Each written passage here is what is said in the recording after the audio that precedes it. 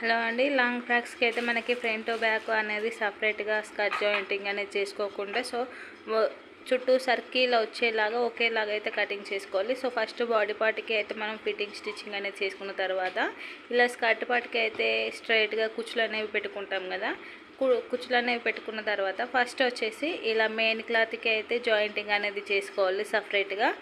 Main క్లాత్కి jointing అనేది చేసుకున్న తర్వాత లైనింగ్కి కూడా సపరేట్గా జాయింటింగ్ అనేది చేసుకోవాలి.